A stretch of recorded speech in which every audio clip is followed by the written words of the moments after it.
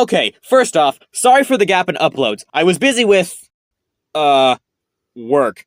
Yeah, we'll go with that. But anyway, my last video was me going over my hot takes about Splatoon, even though looking back, most of those takes were pretty lukewarm. But anyways, at the end of that video, I said that if you had any Splatoon hot takes, then leave them in the comments and I'll read them out in a future video. And that's exactly what we're doing today. So be sure to subscribe because, yeah, and let's get into it. The Squid Sisters overshadowed Deep Cut for fan service and crippled certain things about the game. Yeah, I definitely agree with this. I love the Squid Sisters. I've been a fan of theirs ever since Splatoon 1 came out, and they're definitely my favorite idol group of the three, but even I can admit that having them be the main focus of the hero mode for 3 games straight now is just too much. And it sucks because since the Squid Sisters are everywhere now, it's leading to me liking them less, which makes me sad because I really like them in their lore. But yeah, I think Splatoon 2's hero mode was the perfect place to finish the Squid Sisters story, so them being in Splatoon 3's hero mode just feels like a waste. God, I feel so bad for Deep Cut. Like, imagine getting sidelined in your debut game. I really like Deep Cut being not necessarily the villains, but the secondary antagonists of Splatoon 3's hero mode. I think their characters fit that role very well, and their boss fights were super cool. Especially Big Man's. I love you, Big Man. But like, I wish they had more prominence in the story. We didn't really get any info on their backstory or anything, and they were basically reduced to another obstacle in Neo Agent 3's path, which makes me sad because, again, I really like their characters, and I wish we got to see more of them.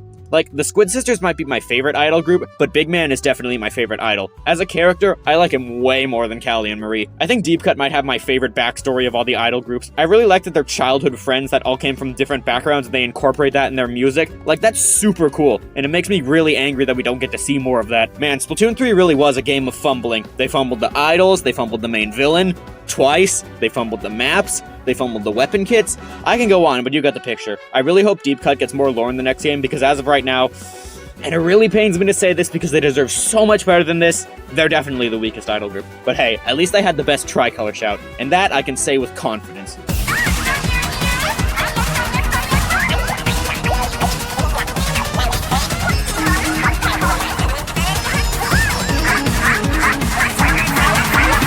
The splatter screen has some pretty good game design and would have been a fun special to work with. There was just some accidental ableism attached to it. I kind of agree with this. I think the basic idea of this special seems pretty healthy and well designed, but in execution, my god, this has to be the single worst designed special in Splatoon history. Like, how the hell did this get approved? And don't worry, I'm not going to show any footage of the splatter color screen in this segment. But yeah, eye strain and loud noises do not go well together. I literally call this thing the headache screen, because, well, that's what it does for me. The colors and the noise it makes give me a headache, and that's just how it affects me. I've heard other people say that this special almost gave them a seizure. Again, I ask, how the actual fuck did someone see this and not immediately go like, hey, I think we accidentally made a seizure machine. We should probably fix this. But yeah, like the comment said, there are some good ideas here. The idea of an obstacle that blocks people's vision and punishes them if they touch it is pretty common among multiplayer games, and I'm honestly surprised it took this long for something like this to be added to Splatoon. But like, out of all the ways to punish people for passing through the screen, they chose visual impairment. Like, come on, what are you doing? I think it would actually be a pretty well-designed special if they just changed what happens if you pass through the screen. Like, just make it blur out the UI or slow you down and deal damage over time. That's way better than basically a flashbang. But as it stands now, I don't think screen should ever come back in future games. Maybe it's because I mean the ink brush, but I think Clam Blitz is underrated.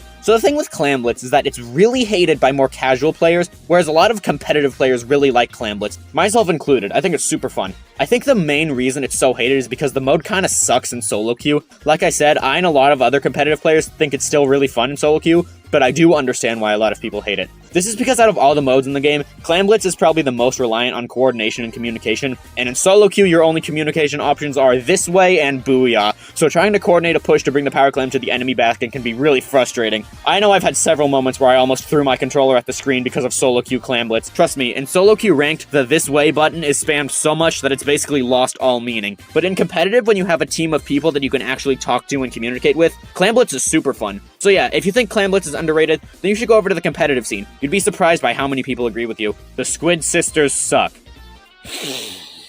Everyone is entitled to their own opinion. It's okay to disagree with people. Do you have no sense of respect?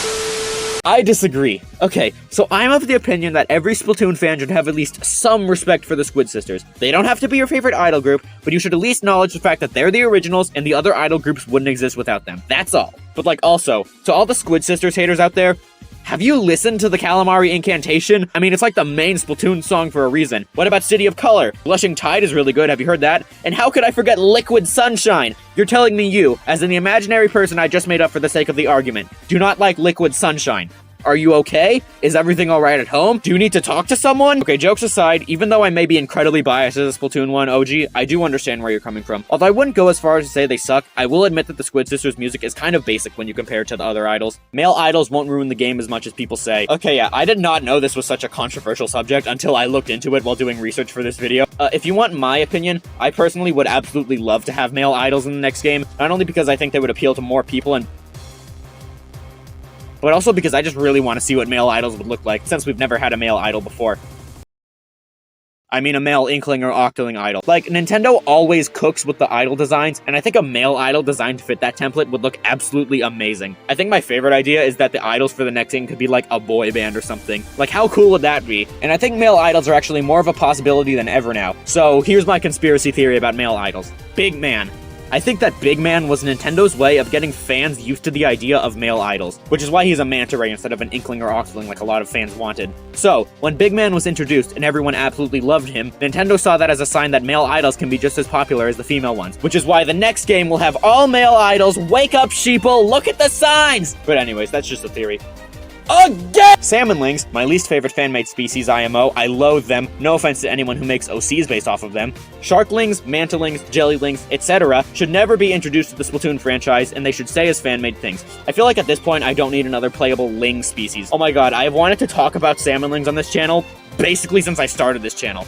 I completely agree with this. I want to focus on Salmon Lings, but this also applies to Jellylings and Mantlings and Sharklings, like you said. As a lore enthusiast, I always thought that Salmon Lings were just a horrible idea. Like, biologically, they make no sense whatsoever. I know Inklings and Octolings being able to transform into swim form has absolutely zero scientific basis, but like, I can kind of understand it because they don't have bones or whatever. But like, vertebrates like salmon being able to do that? Yeah, I just don't see it. But that's not the biggest problem I have with Salmon Lings. No, the biggest problem with Salmon Lings and why I don't think Salmon Lings will ever come to the game is that salmon do not produce ink. I'm pretty sure the stuff they shoot at you is just mucus, so they wouldn't be able to play ink sports even if they try. I forgot to put this part in the script, so I'm recording this while I'm on a walk, but I remember when Seaside first got revealed, I like freaked out because I thought Kiki and Baker were Salmon Lings. Thankfully they weren't, but at the time, my god, I was terrified. And yeah, I agree. I don't think we need a third playable species. I think having just Inklings and Octolings is fine. I guess if we were to have a third playable species, the only ones I could realistically see them adding were Cuttlelings, like Cuttlefish, since they're the only other mollusks that produce ink and would make sense to be in Splatoon. However, I'm pretty sure Cuttlefish are just counted as Inklings anyway, like Callie and Marie and the idols on that CD and Octo expansion are called Cuttlefish, but they look like Inklings, so I'm not sure. And yeah, like the comment said, no hate to anyone that has Salmonling or Jellyling or Sharkling or Mantling OCs. This is just my thoughts on them as a concept, and I'm sure all your OCs are lovely. Most of the Splatoon 2 music was mid. Yeah, I agree. I'm not gonna talk about this too much because I already made a video ranking the Splatoon music, so if you want my full thoughts, then go watch that.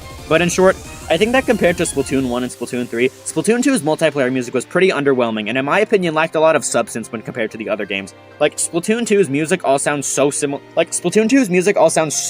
that the songs have just What is this script? Like, Splatoon 2's music all sounds so similar that the songs have just blended together in my mind, to the point where I'd say the only Splatoon 2 songs that I consider good are Blitz It and In Tropical. The single-player music is really good though. Octo Expansion's music in particular is absolutely incredible. I'd take Stingray in the game instead of Kraken any day. Okay, I know Kraken can be annoying to deal with at times, but saying that it's anywhere near the level of pain that Stingray causes is just slander. I would much rather deal with Kraken cheese than have to deal with the absolute torture of being in tower control and your team takes the tower in overtime, but then the enemy pulls out a Stingray and you immediately lose the game. Alright, I'm saving the hottest take for last. Splatoon 2 was the best game in the series. No.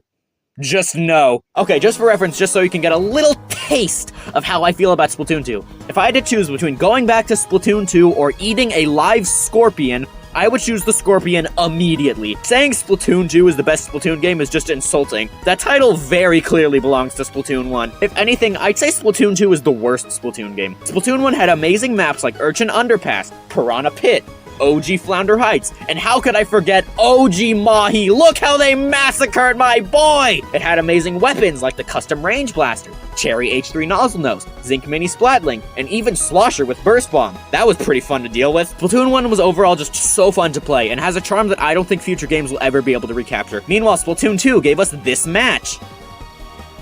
If you know, you know. God, I think Splatoon 2 quad shooter meta has to be the absolute lowest point of the entire series. Although if you're saying Splatoon 2 is the best because of Octo Expansion, yeah, I can see that. I mean, I'd say Octo Expansion is hands down the best Splatoon content we've ever gotten. However, because of that, I personally choose to judge Octo Expansion as its own game, separate from the rest of Splatoon 2, because the rest of Splatoon 2 was so bad that I refuse to believe Octo Expansion actually came from that game. Okay, I think that's enough of my unhinged rambling for now. I'll see you guys in the next video. Bye!